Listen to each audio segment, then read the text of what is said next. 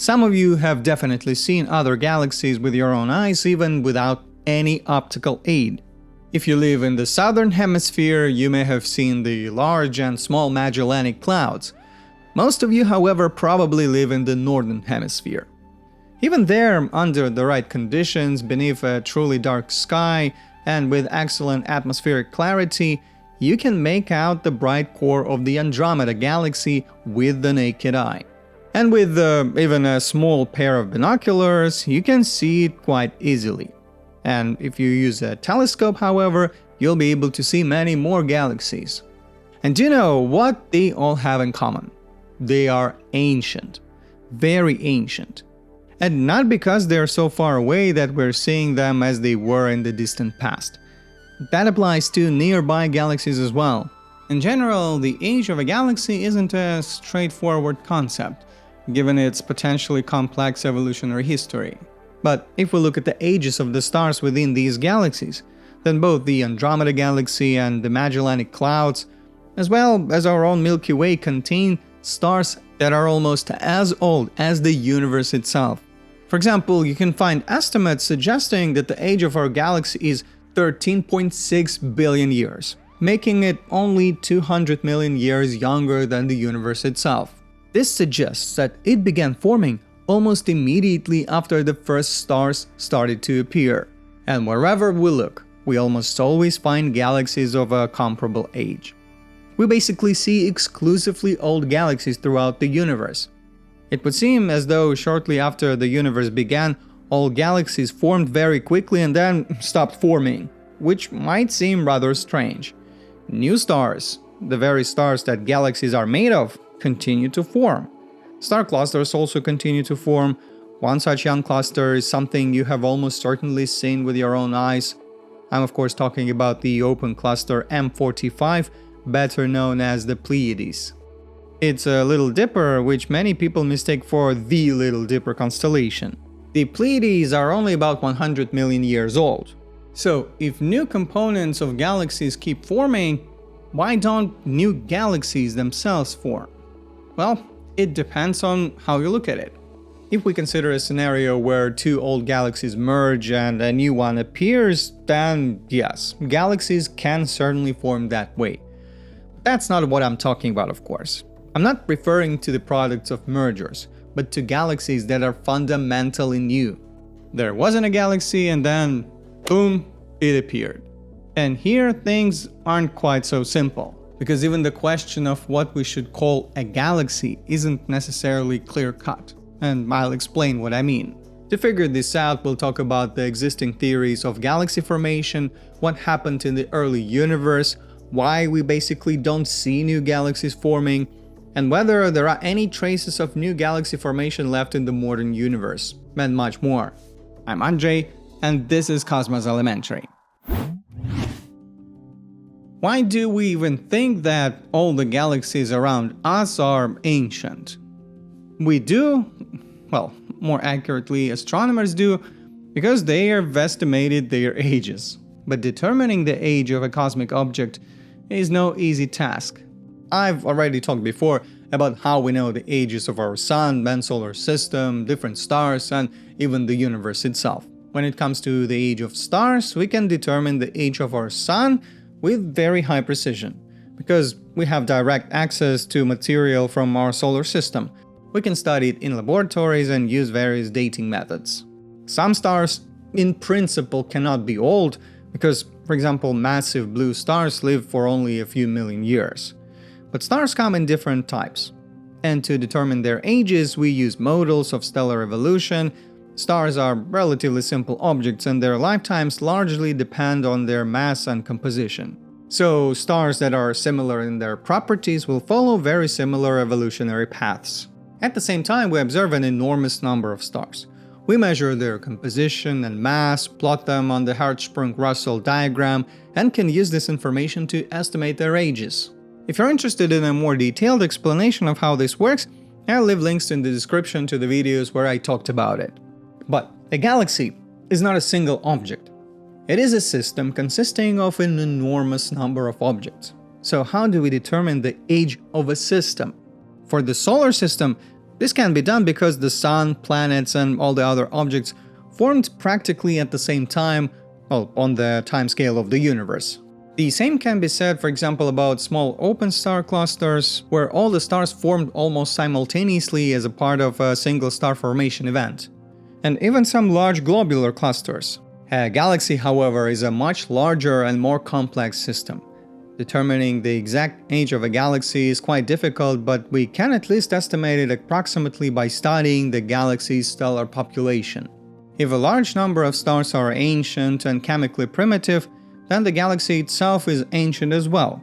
By determining the age of the oldest groups of stars, we can establish an upper limit for the age of the galaxy. For example, if all the stars in a galaxy are no more than 1 billion years old, and we don't see a single older star, then the galaxy itself could be young. In the Milky Way and nearby galaxies, there are stars that are almost as old as the universe itself. The situation is complicated, however, by the fact that many galaxies have absorbed or merged with other galaxies. So, these ancient stars, did they form in the original galaxy itself, or were they brought in from other galaxies that later merged with it? The galaxies we observe very far away are the ones where there is no real ambiguity, because the farther we look, the further into the past we see. And here we are helped, among other things, by measurement of the galaxy's redshift. The James Webb Space Telescope has discovered many galaxies at enormous distances, where we are observing the universe when it was only 200 to 300 million years old. We see these galaxies as young, but the question is, do we see young galaxies in the later universe? In theory, since we can observe different eras of the universe, we can also look at what was happening with galaxies at different stages of its history. There is, however, a problem. The farther away we look, the fewer details we can see. There is another subtle point here. I've been talking about stars this whole time, but what is a galaxy anyway? Ask just about anyone this question, and in most cases you'll probably get an answer like a bunch of stars held together by gravity. But besides stars, a galaxy also contains interstellar gas and dust, and most importantly, dark matter. As I have mentioned many times before, stars and galaxies behave as if there is some more additional hidden mass present. At least this is the most widely accepted explanation today. Moreover, there should be several times more dark matter than visible matter. So if stars make up only a smaller fraction of a galaxy's mass, why do we focus on them in the first place? Well, of course, we can actually see them, but still. It's kind of like, well, what is, let's say, a field? Only the flowers on the ground, or the ground itself as well? If we remove all the flowers, the layer of soil will still remain. And even without the flowers, it would still be a field or a meadow.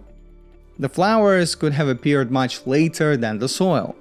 So maybe stars are not the defining factor of a galaxy's age, or even of what a galaxy truly is. Maybe a concentration of dark matter existed long before, and the stars appeared later. In that case, is it an old galaxy or a young one? Could such structures still be forming today? In short, we need to talk about how galaxies actually form, or rather, how we think they form. We do not know exactly how galaxies formed, especially in the very beginning. We cannot simply build a more powerful telescope, look farther back in time, and completely trace the formation of galaxies the way we can track the evolution of stars, from molecular clouds to protostars and eventually to fully formed stars. And we can't do that because the processes that led to the formation of what we now call galaxies began before the first stars appeared. We can't observe that directly, although we can obtain some indirect evidence. In short, our modern understanding of a galaxy evolution is based on the best available data to date, including observational data, computer simulations that attempt to reproduce these observations, and theoretical studies. There is not just one theory, but they are fundamentally similar, but they differ in some key aspects. If we look at the modern universe on certain scales, matter is distributed far from uniformly. We have concentrations of matter in the form of stars, galaxies, and galaxy clusters, as well as enormous voids, which of course are not completely empty either, but only on the very largest scales does the distribution of matter become more or less uniform on average. However, it was not always like that. Shortly after the beginning of the universe, matter, both ordinary matter in the form of elementary particles and dark matter, as well as radiation, was distributed throughout the young universe in a very uniform way. The universe back then was not a very interesting place. There were no structures, just a hot, dense soup of particles and radiation everywhere. But even though the universe might seem boring and uniform, at the same time, it was also changing and expanding extremely rapidly. And yes, it was extremely homogeneous. We know this, for example, by studying the cosmic microwave background radiation, the oldest light in the universe that we can detect. The background radiation is remarkably uniform, with only tiny temperature fluctuations. This tells us that the universe was almost the same everywhere. However, these fluctuations do exist, which tells us that the small variations in the density of the universe during that era were already present. These irregularities may have appeared due to quantum fluctuations, but for us now, the important question is not how they appeared, but what happened to them afterward. In short, regions where the density of matter was slightly higher had accordingly stronger gravitational attraction. That began pulling matter away from regions with lower density, meaning they grew, their mass increased, and they became massive enough to continue growing despite the expansion of the universe. These concentrations of matter continued to grow and eventually galaxies emerged from them. But in this brief description, we are leaving out important details, including the ones that distinguish different theories of galaxy formation from one another. First of all, even before the first stars appeared, an invisible structure was already taking shape, a kind of skeleton within which galaxies would later form. I have already mentioned dark matter today, and even before ordinary matter, the material that makes up stars, planets, and us began gathering into these structures. Dark matter had already started to fragment and form clumps. According to modern theories, dark matter interacts with ordinary matter only through gravity. And while this soup of particles and radiation was still boiling in the early stages of the universe, dark matter had already begun forming clumps. Later, these clumps collapsed and formed what are known as dark matter halos. Large concentrations of this mysterious invisible dark matter began to form. As the universe expanded and cooled, more complex particles began to appear, along with the first chemical elements and gas consisting mainly of hydrogen and helium. These dark matter halos became gravitational wells into which ordinary matter began to fall. In other words, those clumps of dark matter started attracting normal matter. Their mass and density continued to increase, and let me remind you that in order for stars to form, we need sufficiently cold gas. If the gas is hot, the particles are moving too fast for the matter to collapse and form a star. The gas in these concentrations gradually cooled down and was able to fragment into smaller clumps. These fragments began to collapse under their own gravity, and that is how the first stars started to appear. These early systems in the process of formation are called protogalaxies. In general, dark matter served, you could say, as the skeleton for the formation of structure in the universe. This scenario also explains why galaxies exist at all, why there are separate islands filled with countless stars, rather than just individual stars scattered randomly throughout the universe. There are two main theories about how exactly all of this could have happened. Two scenarios, one called top-down and the other bottom-up. The top-down scenario, also known as monolithic collapse, appeared earlier. It was first proposed back in 1962. According to this scenario, these initial fragments of collapsing matter were already very large, comparable in size to massive modern galaxies or even larger. Larger concentrations could then split into smaller ones, within which galaxies formed. And these galaxies could already be quite massive from the very beginning. In the bottom-up scenario, also known as the hierarchical model, everything happened the other way around. Initially, small dark matter halos and gas clouds dominated. Large galaxies did not form inside them right away. Rather, they were clusters of stars on the scale of stellar clusters. But later, they began attracting each other, colliding and merging. This means that the large galaxies we see today are products of mergers between smaller systems. The bottom-up scenario is considered more likely today, and there are several reasons for that. First, there is a partially theoretical reason. This type of formation is favored by the modern standard cosmological lambda CDM model. Today, this is the dominant theory of how our universe is structured.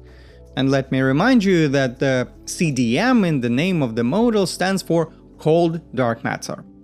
Dark matter can come in different forms, as I have mentioned many times before, but in this case we are talking about a specific scenario in which dark matter consists of some yet undiscovered particles. And they are cold. That is, they move more slowly than in warm or hot dark matter models. The cold dark matter model of the universe has a number of observational confirmations supporting it. This kind of hierarchical galaxy formation through the merging of smaller structures is a direct consequence of models with cold dark matter.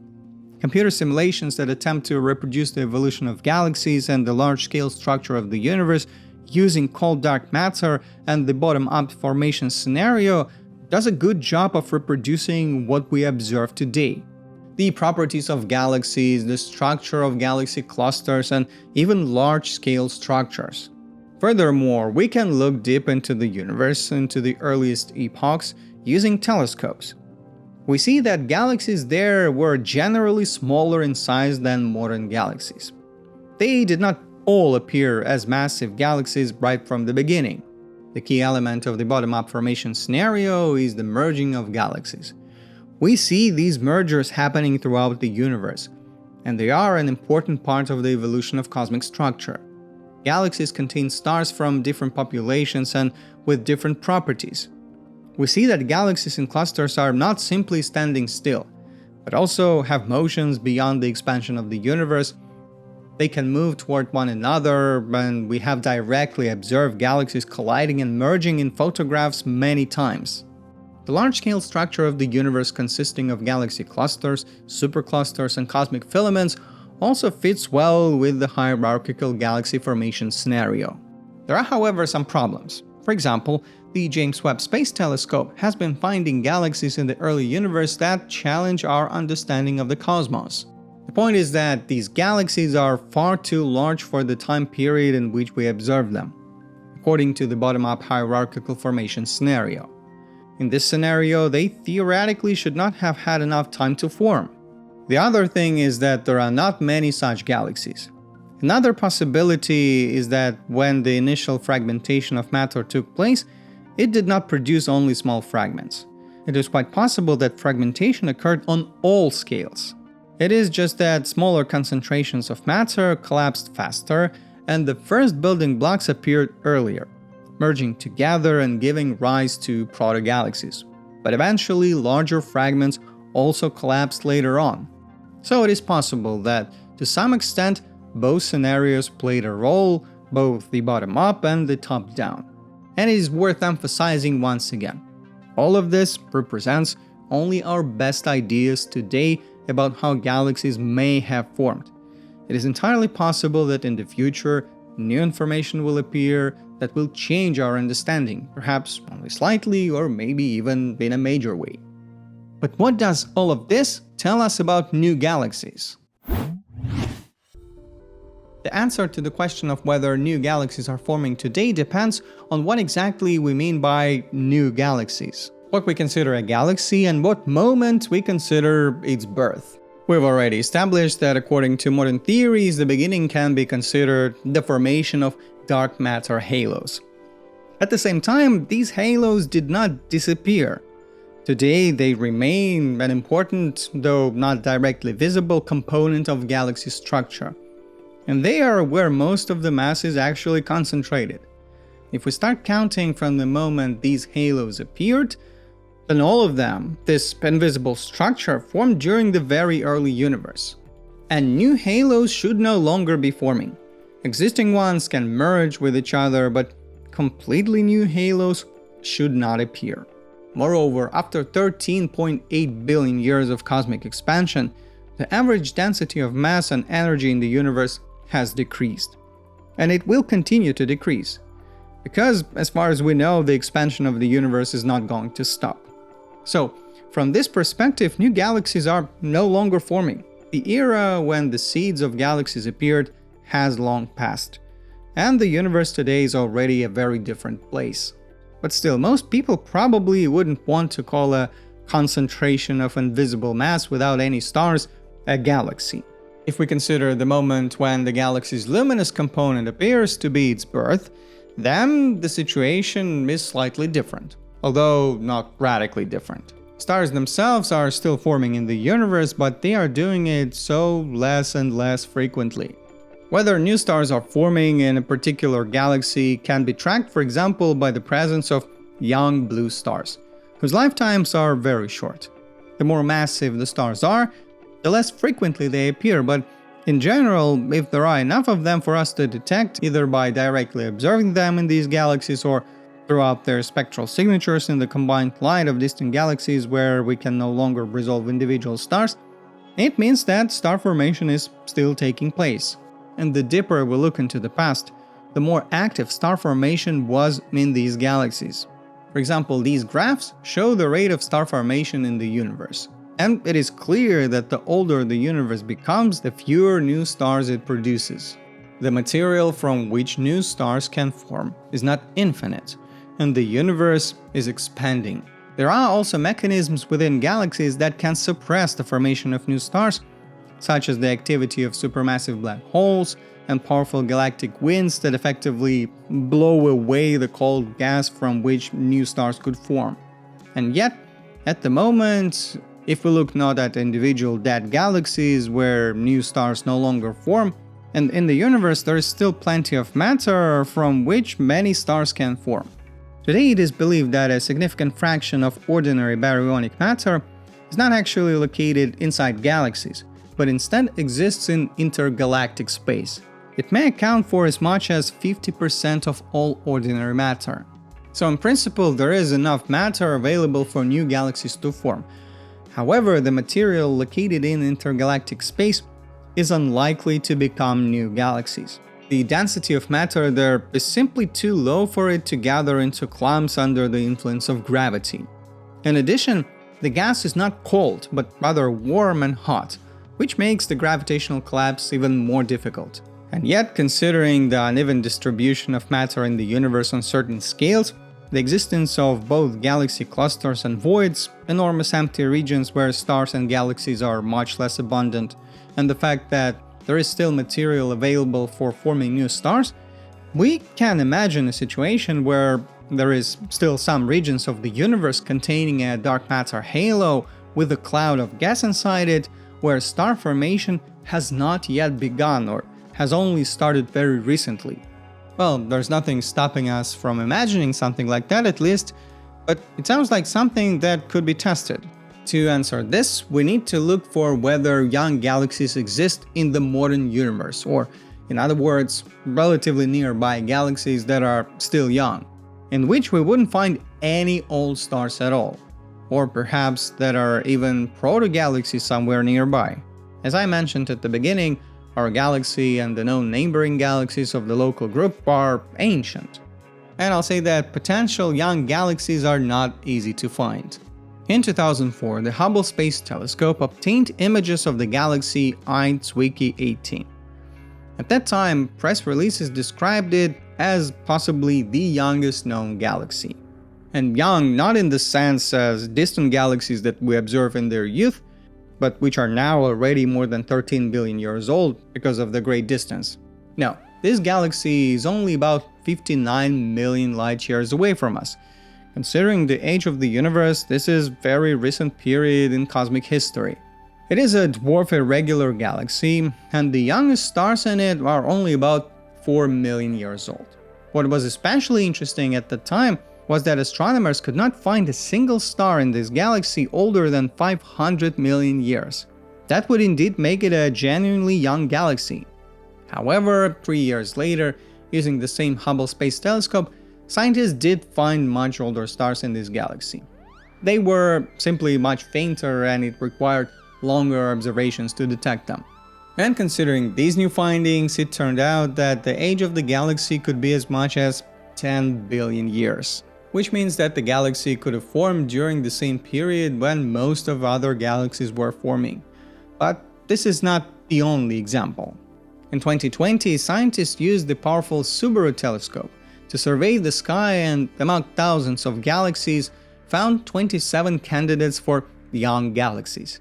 Of the 4 galaxies whose chemical composition was studied by the scientists, one appeared especially interesting.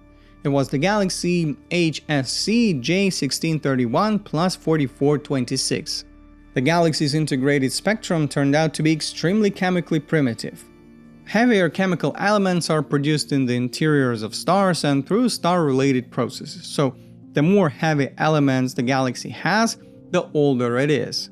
In this galaxy, the oxygen abundance is only about 1.6% of the solar value, almost 100 times lower. The age of such a galaxy could be only a few hundred million years.